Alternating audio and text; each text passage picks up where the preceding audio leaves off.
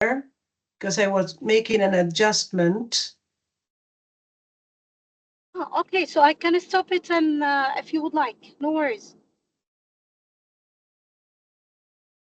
See,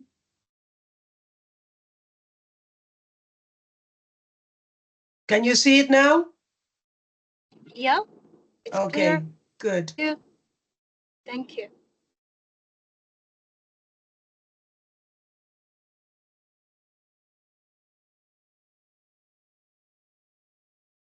Okay, so thank you everyone for attending the second day in the in the teaching excellence series. And thank you, Dr. Anna, for attending and accepting our invitation. We are eager to find the insights that we are going to listen to today. Okay, so let's go ahead, please, people. You can unmute yourself if you would like to join us.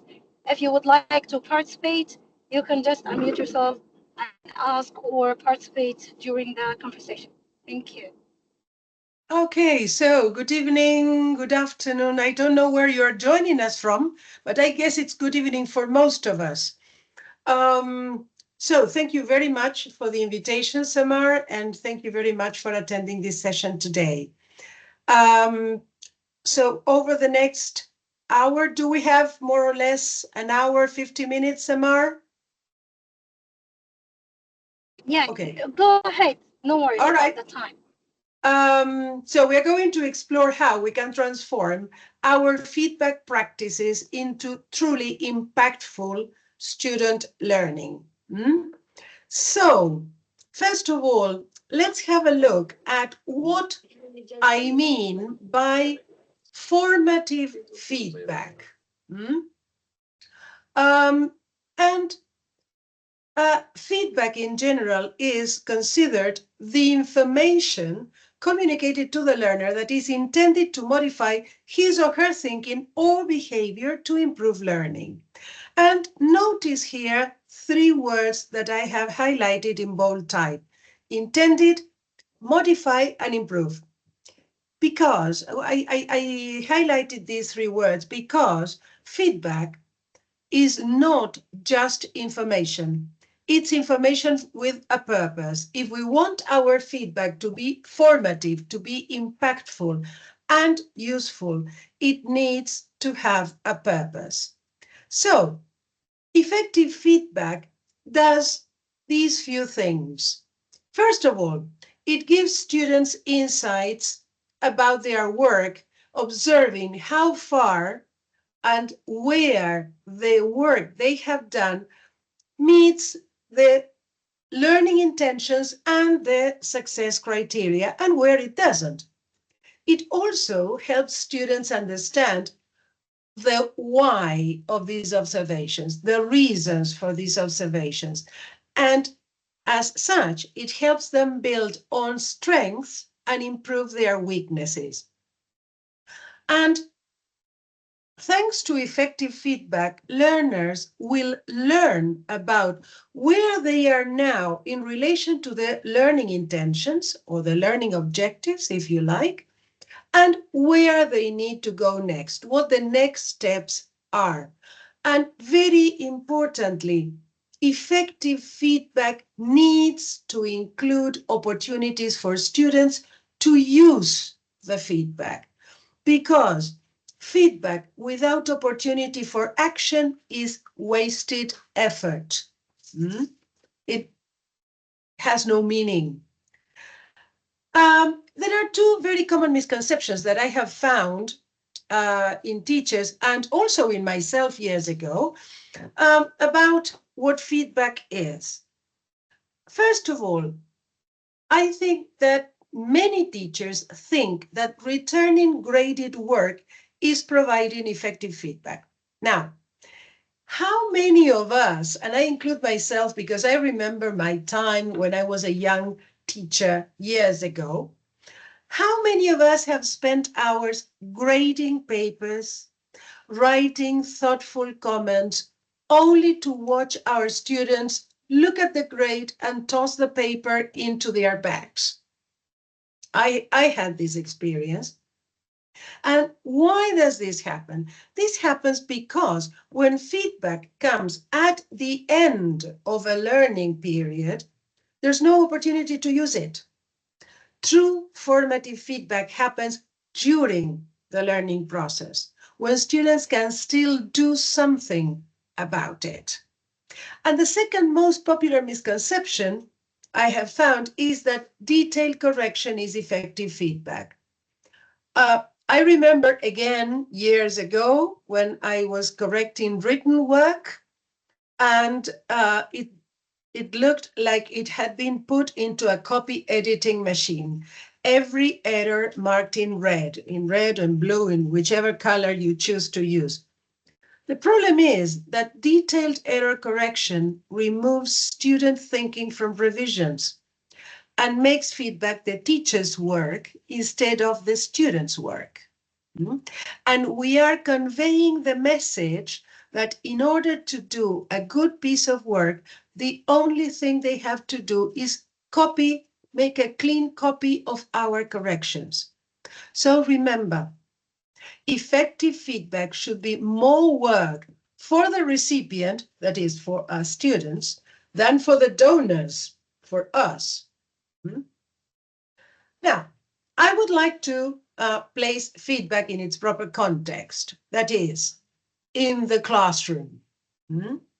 So, first of all, when we are using feedback so that it is formative, it's impactful, it's efficient feedback, first of all, we need to establish clear learning targets. Call them learning targets, learning objectives, or learning intentions or aims.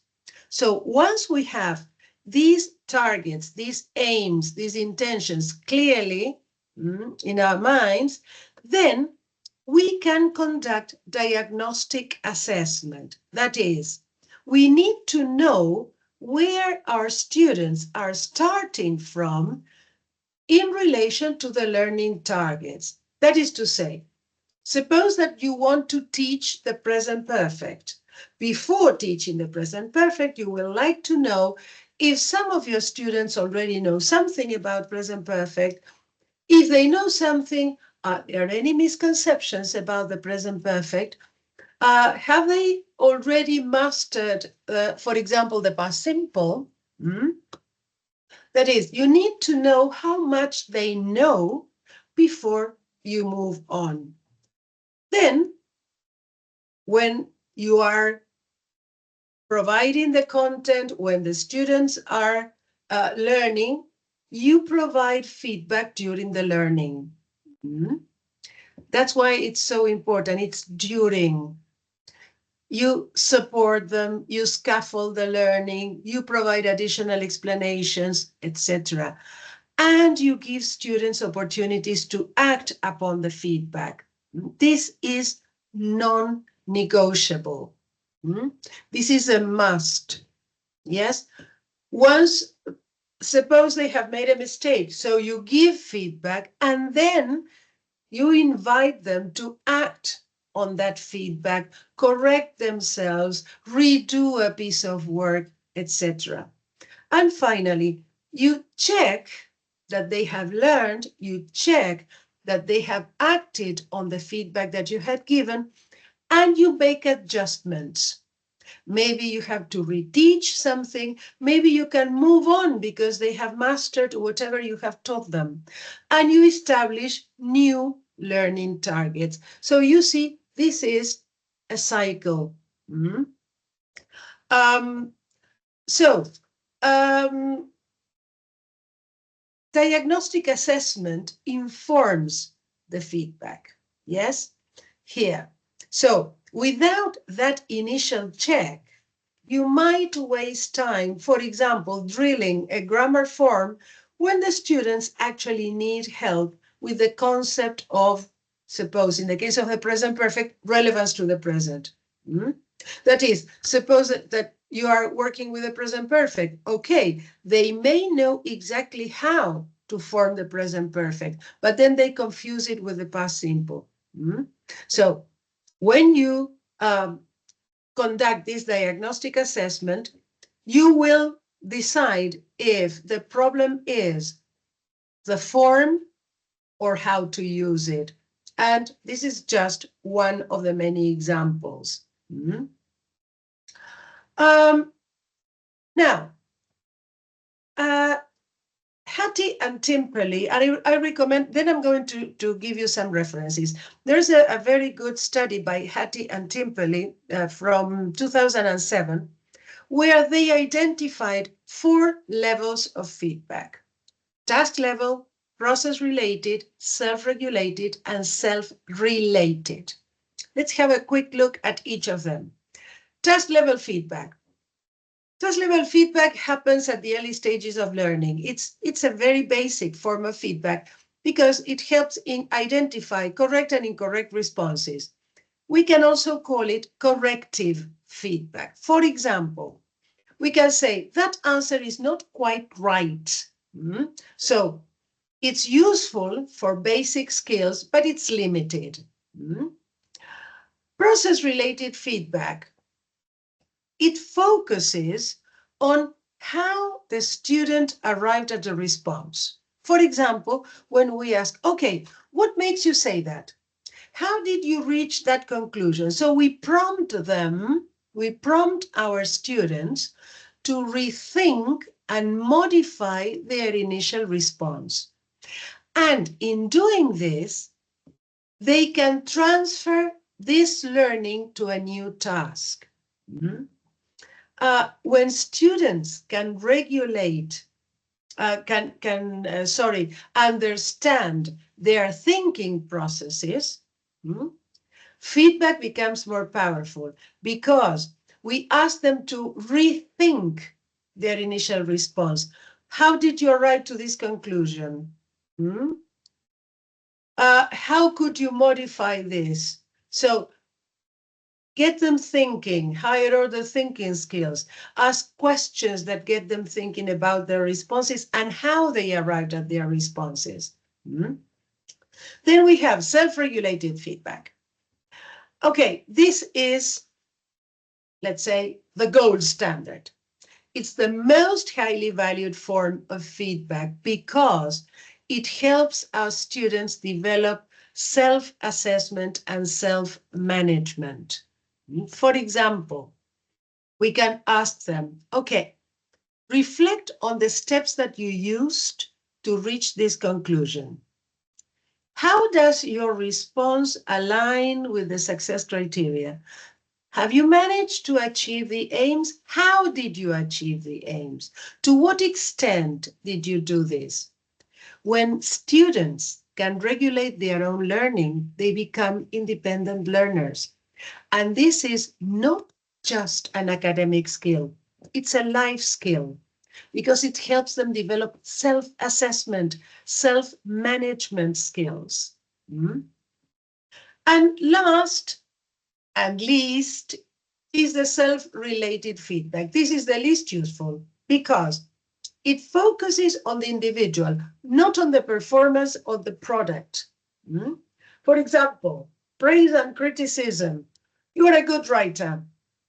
Okay, this is very positive, but does it tell the student anything about why this piece of work is so good? No. It gives students no task-specific information. It doesn't tell them what made their writing effective, so they cannot transfer that successful strategy to a new task. So we need to think what sort of feedback we are giving our students. And I would like to introduce you to a powerful framework. The heart and brain strategy. Okay, the heart is the emotional part of it, the motivational dimension. Yes, when we acknowledge our students' efforts, we validate their learning processes, it builds confidence in them. Okay, this piece of work is very good. You have improved a lot. Now you are doing this. Okay, the brain. The brain is the intellectual side of things. It offers our feedback a growth-oriented dimension. It helps students identify the specific next steps in their learning, challenges their thinking, and helps develop metacognition. Uh, so, what happens? Here is why both matter. Because if we have a heart without a brain, students feel good, but they don't improve. And if it is a brain without a heart, they get useful information, but emotionally, well, they may shut down emotionally. So heart and brain together makes students feel supported and challenged at the same time. For example, suppose that I say, okay, your thesis or your thesis is unclear. Add more evidence. This is brain only, and it's weak feedback. If we put heart and brain, we can tell our student, I can see that you have put real thought into this topic. This is the heart. Now, to make your argument stronger, we could work a little bit on your thesis statement. Right now, your thesis statement says whatever, but I am not really sure what position you are taking. Suppose it is a for and against or a position paper. Now, try completing this sentence. I believe that this topic shows us, etc. What would be your first step? This is the brain. So it would be lead with the heart, provide brain, and you end up with agency. Hmm? I have a question here. Yes, please. Do you mean that feedback doesn't mean that we give them we talk about the negatives of what of their work? No, no, no, no, We need no. I to give will them come the to no, positive. no, I will come to that. Okay. We have to give criticism, of course. It's not Okay. all, oh, the Barbie world, all pink, all happiness, all hearts. No, no, no, no, no. Because we need to tell our students what is correct and what is not, because if we don't give criticism, they will never improve. But you will see how we give the feedback. Let's see. Um, to be truly effective, we need to bear in mind these 6 criteria. First of all, the timing. The sooner we give the feedback, the better, because it should be linked to the piece of work we are giving feedback to our students about, uh, as closely as possible, because if it takes us 10 days to give feedback, students will not remember what the whole thing is about. Then the amount of feedback. Different students need different amounts of feedback, and also different assignments require different amounts of feedback. And also, and here we come to your question, we need to comment on as many strengths as weaknesses. And one thing to bear in mind with the amount, sometimes we want to tell them a lot about their work, and they suffer from what I call the hippo syndrome. What is the hippo syndrome? When hippos go under the water, they close their ears and nostrils with a membrane so that the water doesn't come into their heads. Students do the same. They use an invisible membrane to close their ears, and they don't pay attention to us. So try not to give more than 2 or 3 pieces of feedback at a time, because they will be overwhelmed and they will shut off. Then we have the mode. Feedback can be written, can be oral, it can be a presentation, depends on the target, depends on the assignment, also on the age and the verbal abilities of our students. In general, written feedback is more useful with older students, with students who have a higher level of English, and with those students whom we know are going to use the feedback to revise their work. The audience, we can give individual feedback or whole group feedback, but we need to pay attention to who needs the feedback we are giving. Sometimes it's better to give feedback to smaller groups than to the whole class, because maybe not everybody in the class needs the same feedback. And the only thing we're going to have is people just shutting off because they know it has nothing to do with them. Feedback needs to be expressed in student-friendly language. It needs to be understood by our students. So we need to use language students know.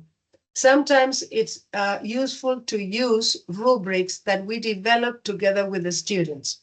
And of course, actionable. As I mentioned before, we need to give our students the opportunity to act on the information that we have provided. Yes?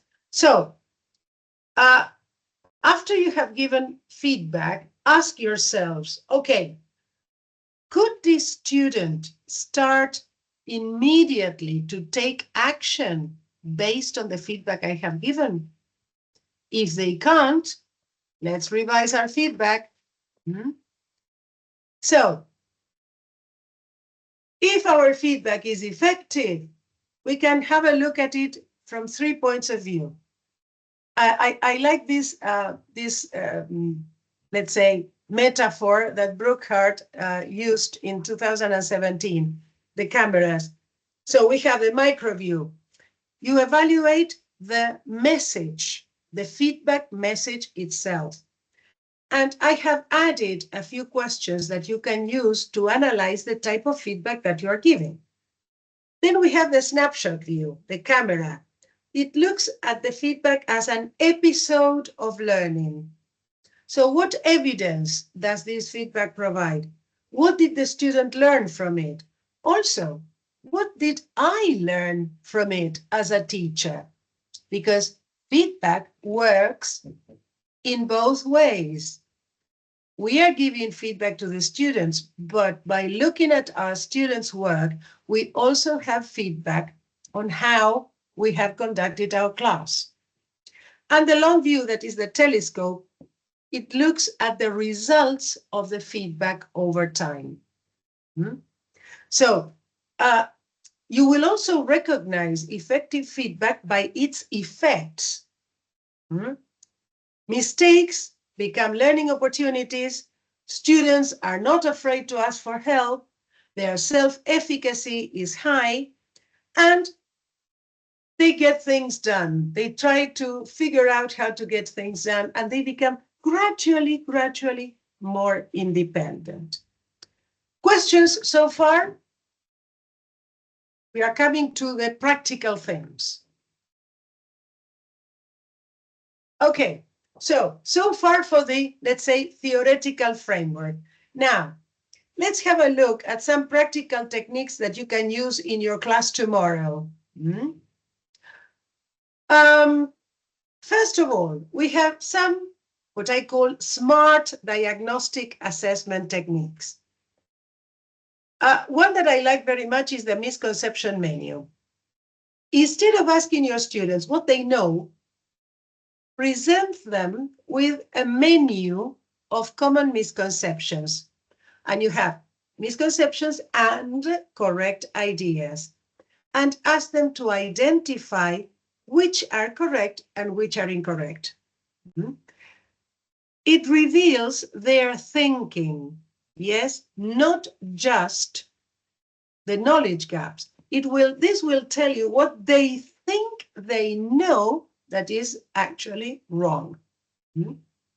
For example, We have, okay, we always add ER to make comparatives. Hmm? And we give them four options. Uh, Option B could be, okay, one syllable adjectives usually take ER. And more better is correct because we are emphasizing the comparison. And they have to identify which ideas are correct and which are not. Mm-hmm. Um, then, diagnostic tips. Mm-hmm. Uh, Diagnostic assessment should reveal thinking patterns, not just knowledge gaps. Mm-hmm. So, for pronunciation, suppose, don't ask, can you say this word? Mm-hmm. Instead, you may record students saying minimal pairs like sheep and ship, and ask, okay, which sound is different? Why do you think it is different? So this will tell you whether they hear the distinction, not just whether they can repeat after you. You can also make diagnostic assessment a conversation starter, not a test. For example, like, help me understand your thinking, rather than, let's check if you're right. When students feel safe revealing confusion, you get more honest and more useful diagnostic information. Another technique that you can use is the 1 minute conference. Yes. For example, as students work on a group presentation, for example, on a role play preparation, you can conduct very quick one-to-one conferences, literally 1 minute each. And you ask just two questions. Show me what you're preparing,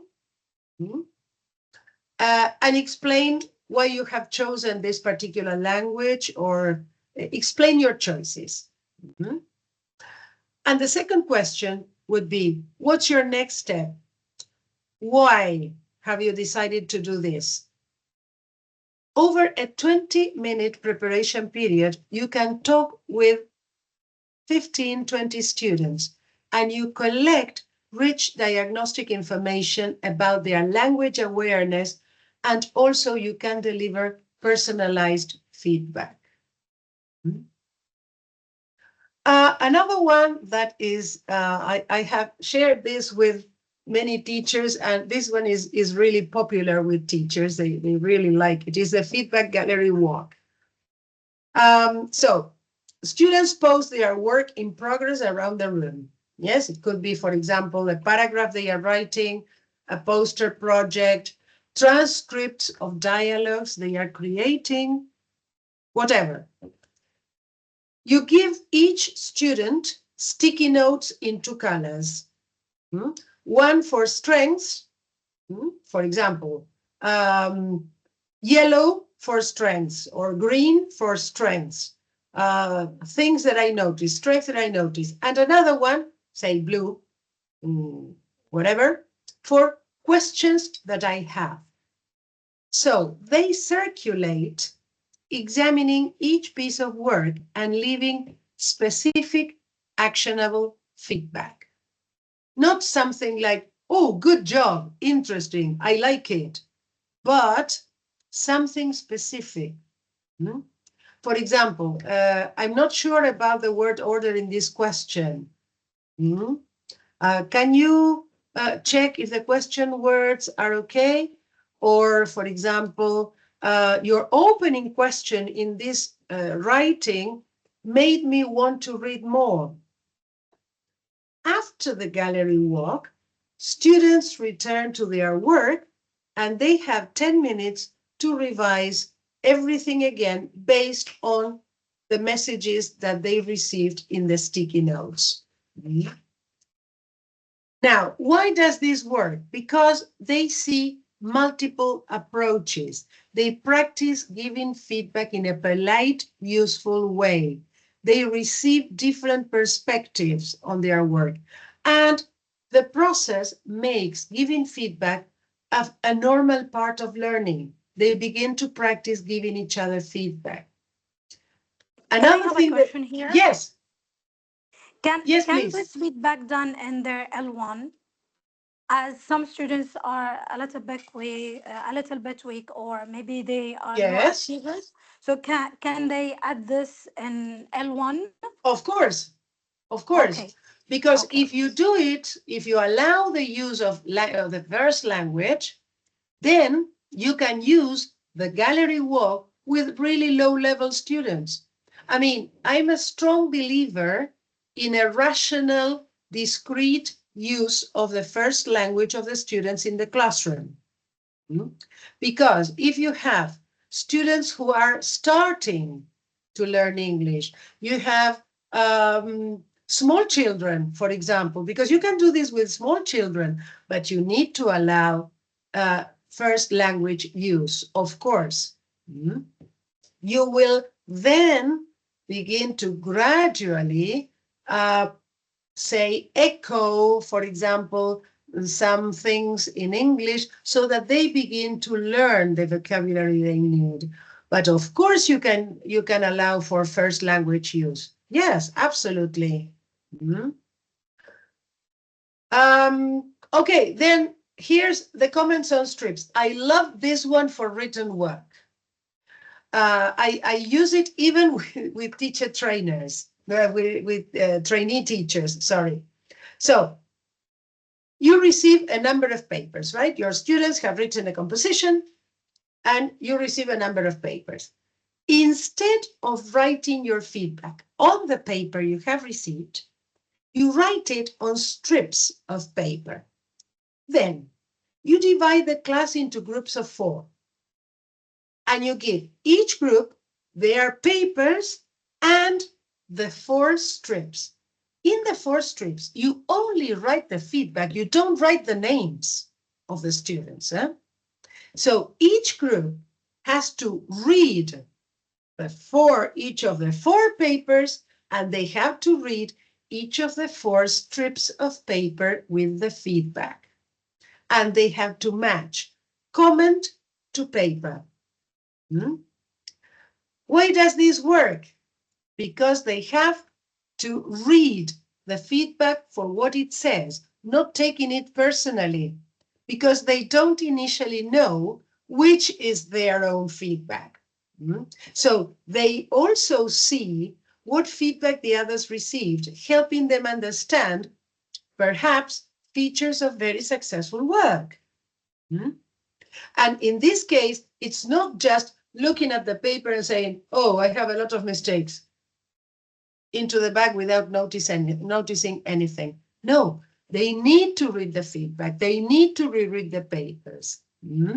So it's much more useful. And here we come to the feedback sandwich, and I'm sure that you will like this.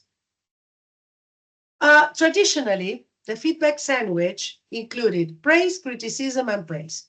Okay, so you gave some praise on the work you have received or the work the student has done.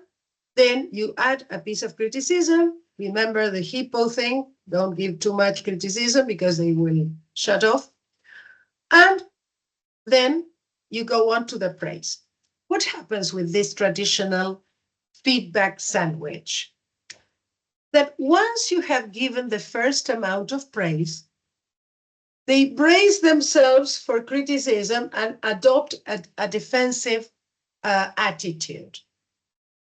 Now, you may have an improved version. Yes? So we have evidence, question, evidence. So, for example, in the bottom layer, yeah, we say, suppose, in your role play, you used would you mind for polite requests 3 times. Great. That shows that you understand formal register. Well done. You're giving praise, but not just good work. You are giving evidence of good work and of progress. Then, in the middle, instead of criticism, you ask a question. For example, with the same situation, the same student, right? Okay, I noticed that you switched to the present tense when you were telling the story in the past. Hmm. What tense should we use when we are narrating something that happened in the past? Can you identify where you made this change, where you changed from this tense from present into this tense? So you are not saying you did this wrongly. You are asking the student to think about where the mistake is and what the mistake is. And then the top layer, you can say, for example, oh, good. I see that you are starting to use more complex sentences with, suppose, because and when. You are moving beyond simple sentences. Very good job. That shows that you are really working hard. So you have the specific strength, you have a question that prompts thinking, and you have the recognition of improvement. You see? So we are telling them that there is criticism, but instead of criticism, we are giving them questions to think about the mistakes. This puts them in a problem-solving mode instead of a defensive mode. Questions so far?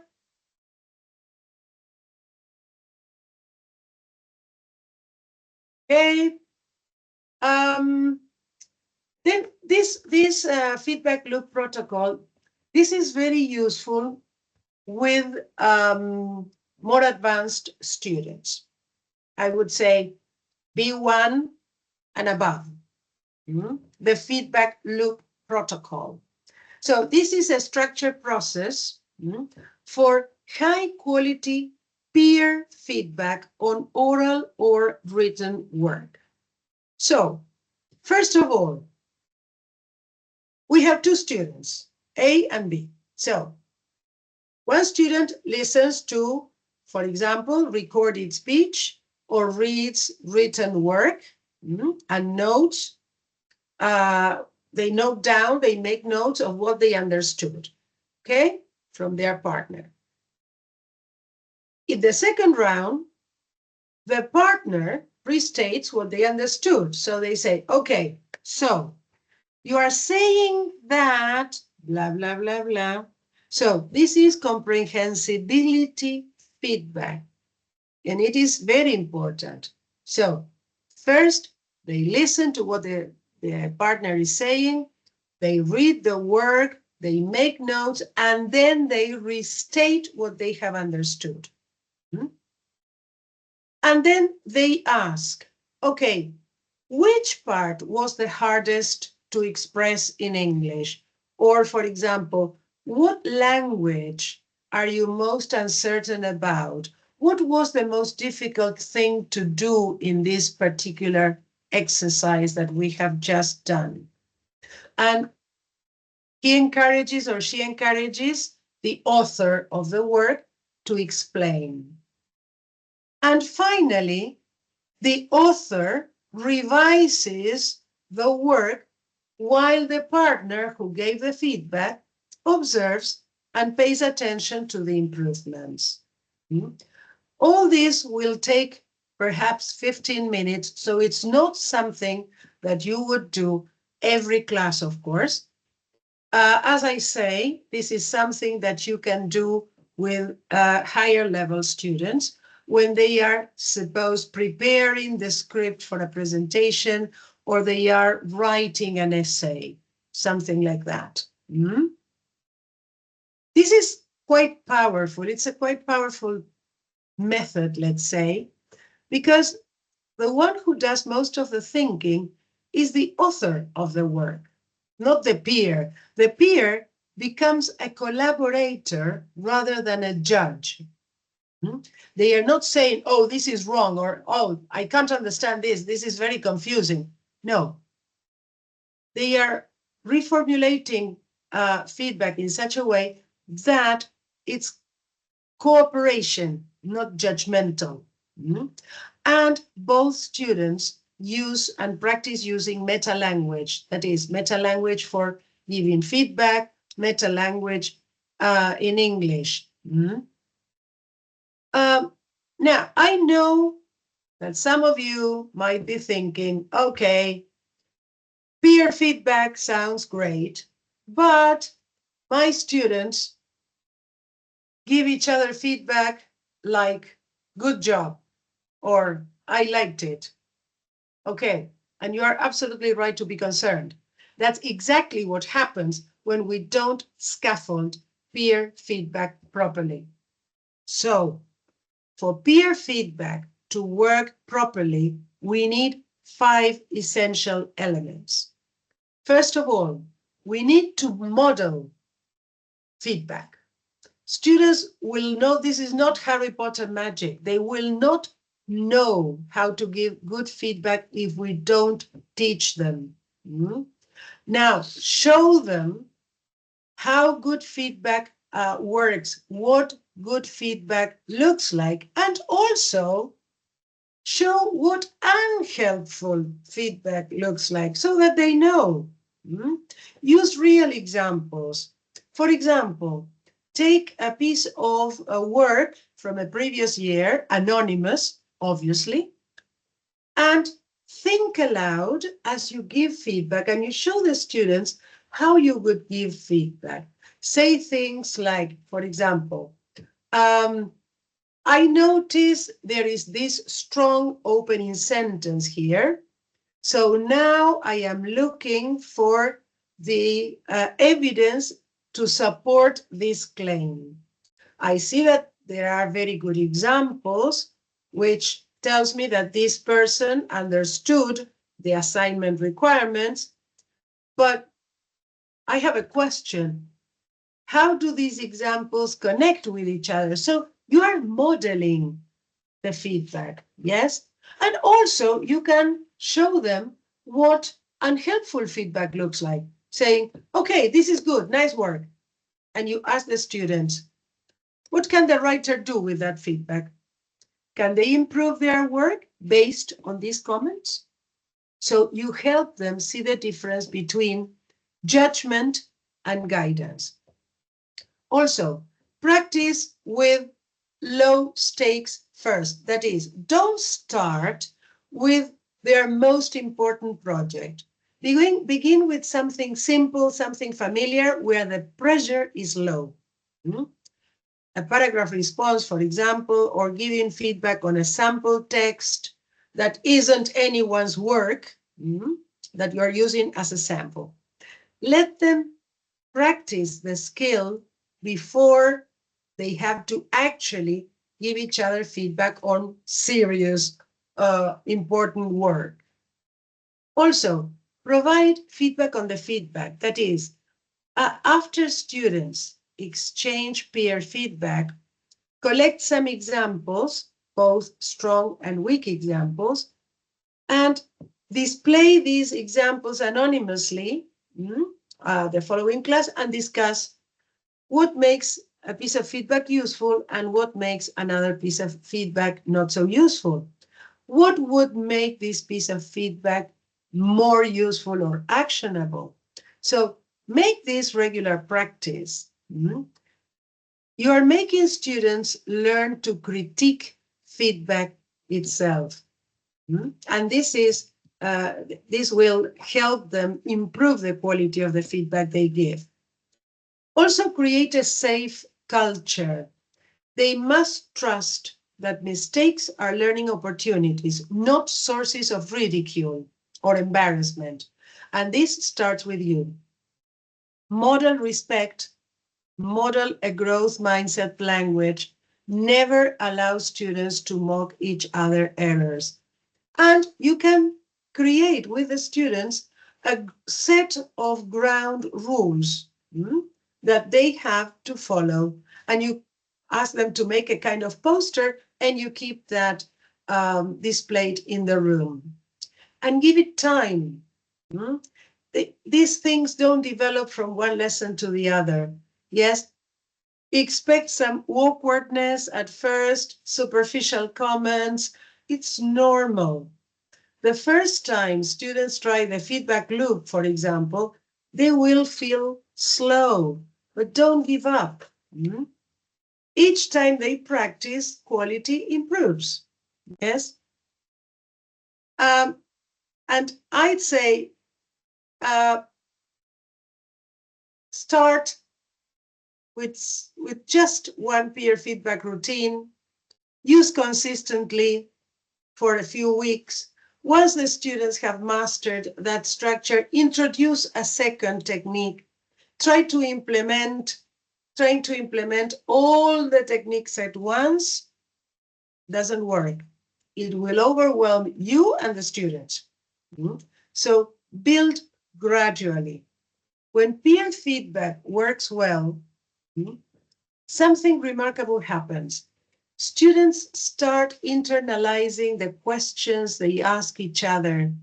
They begin to self assess before they even exchange work. A student will pause, for example, uh, when they are writing and think, okay, so what's my evidence here? Because they have learned to anticipate what their peers will ask. And that's what when you know that peer feedback has become a powerful learning tool. Hmm? So uh, I would suggest this blueprint for orchestrating formative feedback. There are four, sorry, not three, but four essential phases. And you have some questions. For example, planning questions. What information do I need to assess students' current proficiency? When and how can I use prompts to generate helpful feedback? What criteria will I use to assess the responses? And how will I support the students to use the feedback? These are questions, four essential questions that we need to ask ourselves when we are planning how we are going to work with feedback. Then commit to one small change at a time, as I mentioned before. This should be your action plan. Mm? Write it down. Which technique will you try? With which class? With which lesson? When will you implement it? Mm? And remember, start small. Master one technique before you add another. Small, consistent changes create a lasting impact. And remember, effective formative feedback isn't about working harder, it's about working smarter. Mm. It's about making feedback a conversation, not a monologue. Mm. Okay, so here are the references I promised. Yes. Um, these are very useful books, very useful articles. This particularly, The Power of Feedback by Hattie and Timperley. Well, actually, all four, but I have found this really very, very useful. Mhm.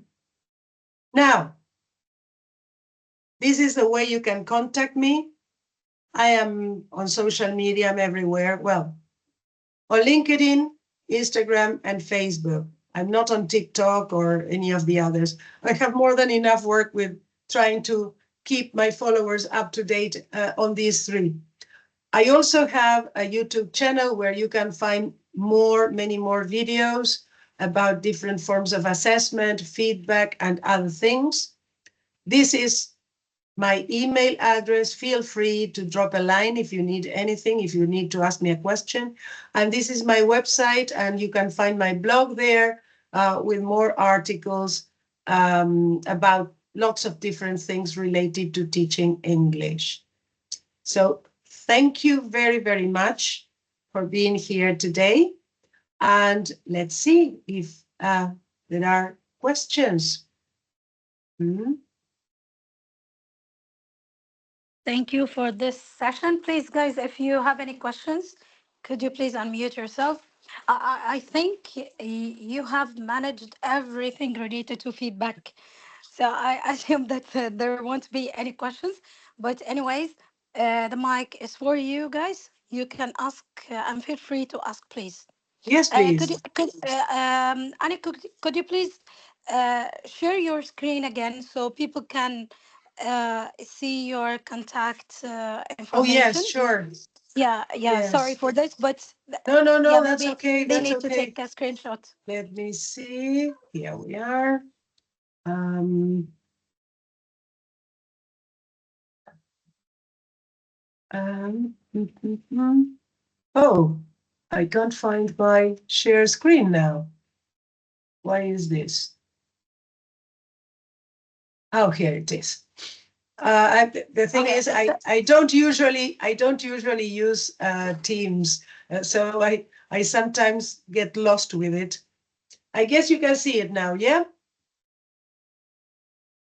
Yeah, yeah, it's clear.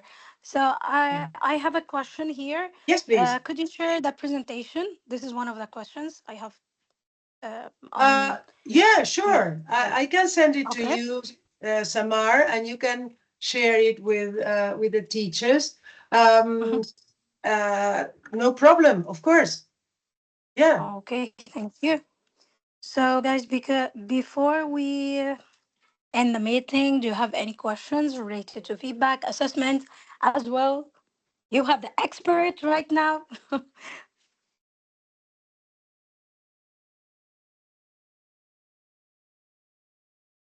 I was either very clear or people are already sleeping because for many people here, it Uh, must be very late.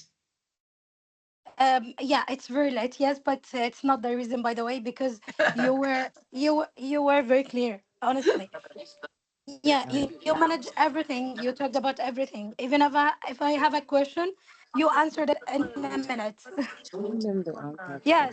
So could you please? Yeah, we have many reactions here. If you can see the reactions. Yeah, I tried to type in the chat. I want to thank you, Miss Annie. The part of the feedback was really, really good. Thank you. Welcome. Uh, Thank you, ma'am. That was really informative. Oh, thank you for being here at this late hour. I'm happy that you have found it useful. I think Iman has a question. Iman, you can Yeah, unmute hello. yourself if you would like to speak. Hello. Yeah. I have a question. Hi. I was thinking about showing my students the unhelpful feedbacks. Is it helpful? Is it just to be avoided, or just isn't it better not to show them what's wrong? I'm not sure. I'm thinking about it. And I was also thinking about the one conference, the 1 minute conference. I was thinking, what can I do if I have like large class? Well, in Uh, large classes, well, of course, that's why I offered different types of techniques. Because if you have a very large class, it's quite difficult to use the 1 minute technique. So you will need to decide which ones are suitable for your particular context.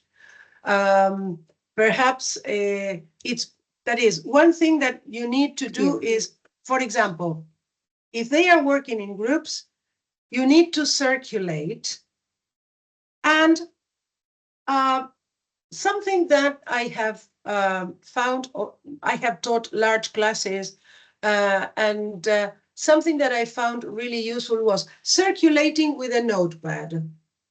So paying attention to their exchanges Yeah. and noting just the most important mistakes.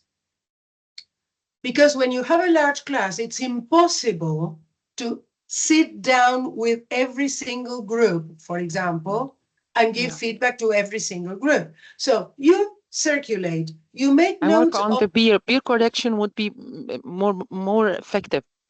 sorry? Peer correction. I use them to Yes, help each other. This is yeah, that's more right. effective for them. Yeah. Peer correction is much more effective. But even if you are circulating with a Yeah. notepad, note the most important mistakes. Hmm? Oh yeah. You decide on the three, four important things that you want to focus on. When they have finished, just say, okay, I noticed that some people did this, this, and this. And you discuss the mistakes and you provide some short remedial session. And also, peer correction and peer Yeah. feedback is very useful when you have large groups. But Uh-huh. again, you have to teach them how to give each other Rubrics. feedback. Yes. Mhm. Yeah. Okay. Thank you so much. Was Welcome. useful. Thanks. So I think Atamat also has Atamat Shankub has another question. Atamat, Hello? Hello? hello, hello, Am I hello, audible to you, Atamat, go on. please? Hi. Yeah, we can hear First you of all, well. I would like to thank you for this informative and insightful session. Oh, Uh, welcome. I'm truly grateful. Uh, First thing that comes to my mind is when teaching adult students, uh, how could we apply and adapt those techniques to these classes, please? You can do it just like with other lessons. I have used these techniques with adults. Um, a few years ago, and for 15 years, I taught English to people in a large company here in Spain, where I am based. And they were all executives or middle managers. I mean, everybody were they were professionals and they were all adults. Some of them had very low levels of English, and some others had a really high level of English. But I used these feedback techniques with all of them. You can. Sometimes, uh, mm, perhaps what I would do is I would explain why I am doing a particular thing, why I am using a particular technique, and what the advantage of doing this is. Because sometimes I have found that adults can be very much more sensitive to criticism than teenagers. So maybe explaining the technique, how it works, and why you are doing it helps a lot. But you can use this with any adult class. I can guarantee that. Thank you, ma'am. Thank you. Welcome.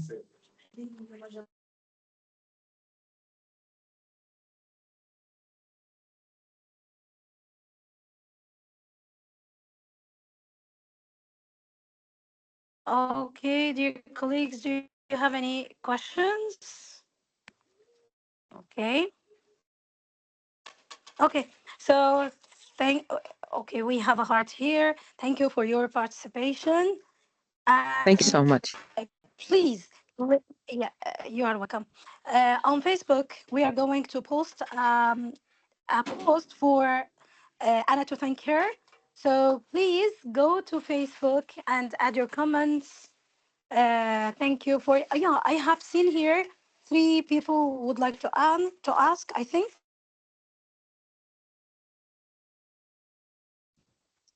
Yes, it's me, Iman. Okay, so are you able to answer the other questions, Anna? Annie? Yes, yes, please. Oh, okay. What is it? Okay, Okay, thank Iman, go ahead. session, but I am a science teacher, not English teacher. Uh-huh, I want to be better in English. I want to learn in English more than I learn. But uh-huh. I can take courses in English, but just in Mhm. phonics and conversation. I want to learn more. How can I learn English in general. I want to speak English fluency, just like Yeah, this. I can get her question. And she is Okay. a science teacher working in science in English. Okay, and she would like to improve her level of proficiency in English. So it's a little bit different question. Yes. She would like to improve her English. Yes. Well, I have a suggestion that you would listen more to movies and films, mm, and maybe you go on YouTube, and you need to know how to give instructions and for your learners in English. This is the first step, I think. I did this And if it yeah, help me, but I want to speak English fluency, and I want to speak English in mm, general. Just yeah, she would like to speak fluently. yeah. So, what's your suggestion? Well, my suggestion is that, I don't know, maybe take some conversation lessons with somebody, with a teacher. I think that, I mean, from my experience as a learner of other languages, after I graduated as a teacher of English, I started learning French. I learned Italian and Portuguese.